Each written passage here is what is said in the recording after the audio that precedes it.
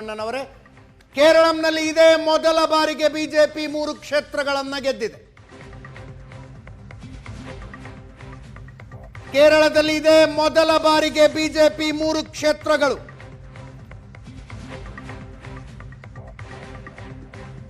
ರಾಜ್ಯಾಧ್ಯಕ್ಷ ಬಿಜೆಪಿ ರಾಜ್ಯಾಧ್ಯಕ್ಷ ರಾಜೀವ್ ಚಂದ್ರಶೇಖರ್ ನೇಮಂನಿಂದ ಗೆದ್ದಿದ್ದಾರೆ.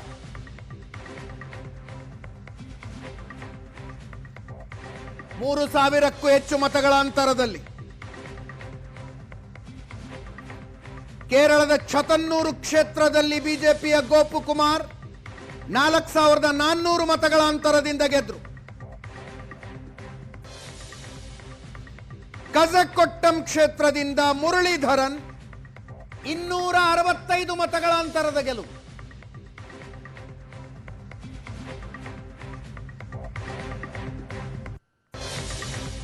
ಎರಡ್ 2021ರ ಚುನಾವಣೆಯಲ್ಲಿ ಬಿಜೆಪಿ 0, ಈ ಸಲ 3, 11.5% ಮತಗಳನ್ನ ಪಡೆದಿದೆ ಬಿಜೆಪಿ.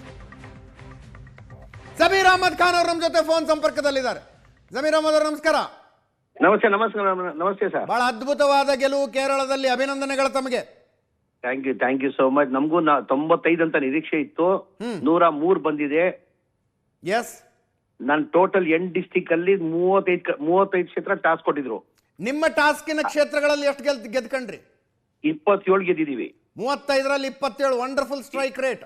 ಕಾಸರಗೋಡಲ್ಲಿ 4, ಕಣ್ಣೂರಲ್ಲಿ 4, ಕ್ಯಾಲಿಕಟ್ ಅಲ್ಲಿ 8, ಮಲಪ್ಪುರಂ ಅಲ್ಲಿ 4, ಕೊಚ್ಚಿಯಲ್ಲಿ 2, ಆಲಪ್ಪಿಯಲ್ಲಿ 5, ಟ್ರಿವೆಂಡ್ರಮ್ ಅಲ್ಲಿ 3, ವಯನಾಡಲ್ಲಿ 2, ಟೋಟಲ್ 35 ಟಾಸ್ಕ್ ಕೊಟ್ಟಿದ್ರು. ಅದ್ರಲ್ಲಿ 27 ಗೆದ್ದಿದೀವಿ. ಮುಖ್ಯಮಂತ್ರಿ ಮಾಡ್ತೀರಾ? ವೇಣುಗೋಪಾಲ್ ಕರೆದಿದ್ರು ತಾನೇ ನಿಮ್ಗೆ? ಪ್ರಶಾಂತ್ ಮಾತು ಮಾತಾಡೋದು ನಾನು. ಅದು ಹೈಕಮಾಂಡ್ ತೀರ್ಮಾನ ಮಾಡ್ಬೇಕಾಗಿರೋದು. ಮಲ್ಲಿಕಾರ್ಜುನ ಖರ್ಗೆ ಅವರು, ಸೋನಿಯಾ ಗಾಂಧಿ, ರಾಹುಲ್ ಗಾಂಧಿ. ಈಗ ದಾವಣಗೆರೆ ಗೆಲುವಿಗೂ ಅಭಿನಂದನೆಗಳು ಅನ್ಬೇಕಾ? ಇಲ್ಲ, ದಾವಣಗೆರೆ ಒಂಚೂರು ನನ್ ಬೇಜಾರಾಗಿದೆ. ದಾವಣಗೆರೆಯಲ್ಲಿ ಕನಿಷ್ಠ ನಾವು ಒಂದು 15,000 ಲೀಡಲ್ಲಿ ಗೆಲ್ಬೇಕಾಗಿತ್ತು, ಅಂತರ ಕಡಿಮೆ ಆಯ್ತು. 5,708 ಲೀಡಲ್ಲಿ ಗೆದ್ದಿದೀವಿ. ನಾನ್ ನಿರೀಕ್ಷಿಸಿದ 15,000. ನೀವು ಅಂತರ ಕಾಯ್ಕೊಂಡಿದ್ದಕ್ಕೆ ಅಂತರ ಕಡಿಮೆ ಆಯ್ತು ಅಂತ? ಇಲ್ಲಪ್ಪ, ನಾನ್ ಒಂದಿನಕ್ಕೆ ಬರಕ್ ಹೇಳಿದೆ, ಒಂದಿನ ಬಂದ್ ಹೋದೆ ನಾನು. ನಾನ್ ನಿರೀಕ್ಷೆ ಇಟ್ಟಿದ್ದು ಒಂದ್ 15,000 ಮೇಲೆ ಗೆಲ್ತಾರಂತ. ಮತ್ತೆ 19,000 SDPIಗೆ ಹೋಗ್ಬಿಡ್ತಲ್ಲ ಸರ್ ಓಟು? ಹೌದೌದು, ನಾವು ನಿರೀಕ್ಷೆ ಇಟ್ಟಿಲ್ಲ. 19,000 SDP ಅವ್ರು ತಗೊಂಡ್ರೆ ನಿರೀಕ್ಷೆ ಇಟ್ಟಿರ್ಲಿಲ್ಲ ನಾವು. ನೀವು ಬರ್ಲಿಲ್ಲ ಅಂದ್ರೆ ಅದು SDPI ಓಟ್ ಹೋಯ್ತು ಅಂತಾರ ಅನೇಕರು. ಇಲ್ಲ, ಆತರ ಇಲ್ಲ. ನಾನ್ ಬರ್ಬೇಕು, ನನ್ಗೆ ಇಲ್ಲಿ ಟಾಸ್ಕ್ ಕೊಟ್ಟಿದ್ರ, ಕೇರಳದಲ್ಲಿ ಇದ್ದೆಲ್ಲ ನಾನು. ಹಾಗಾಗಿ ನಾನು ಒಂದೇ ದಿನ ಬರಕ್ ಸಾಧ್ಯ ಆಯ್ತು. 2 ದಿನ ಬಾಗಲಕೋಟೆ ಒಳ್ಳೆ ಲೀಡ್ ಆಗಿದೆ, 22,332. ಹೌದು, ಒಳ್ಳೆ ಲೀಡ್ ಆಗಿದೆ ಬಾಗಲಕೋಟೆ. ಇಲ್ಲೂ ಒಂದು 15,000 ನಿರೀಕ್ಷೆ ಇತ್ತು ನಮ್ಗೆ. ಒಂದು ಹೋಟೆಲ್ ಗೆದ್ಲಂಗೆ ತಾನೆ. ಬಟ್ ಈಗ ನಿಮಗೂ ಕ್ರೆಡಿಟ್ ಸಿಕ್ತು ಕೇರಳದ ಗೆಲುವಿಗೆ, ಸಿದ್ದರಾಮಯ್ಯನವ್ರಿಗೆ ಬಾಗಲಕೋಟ್ ಕ್ರೆಡಿಟ್ ಸಿಕ್ತು, DK ಶಿವಕುಮಾರ್ ದಾವಣಗೆರೆ ಕ್ರೆಡಿಟ್ ಸಿಕ್ತು. ಎಲ್ಲರಿಗೂ ಸಮಾಧಾನಕರ. ಬಡಪಾಯಿ ಜಬ್ಬಾರ್ ಮತ್ತು ನಜೀರ್ ಅಹಮದ್ ಕಥೆ ಮುಂದೆ ಅದ್ ಬಗ್ಗೆ ಬೆಂಗಳೂರಲ್ಲಿ ಬಂದು ಮಾತಾಡ್ತೀನಿ ನಾನು. ಈಗ ಬೇಡ, ಅದು. ಎಲ್ಲಿದ್ರಿ ಇವತ್ತು? ಈ ಕ್ಯಾಲಿಕಟ್ ಅಲ್ಲಿ ಇದ್ದೀನಿ. ಜಮೀರ್ ಬಹಳ ದಿನ ಆದ್ಮೇಲೆ ಸಿಕ್ಕಿದ್ರಿ. ಸಲೀಂ ಅಹಮದ್ ನಮ್ ಟಿವಿಗೆ ಬಂದು ಹೇಳಿದ್ರು, ಯಾರೋ ಒಬ್ಬ ಕಾಂಗ್ರೆಸ್ ನಾಯಕರು ಹೋಗಿ SDPI ಫಂಡಿಂಗ್ ಮಾಡಿದ್ರು ಅಂತ.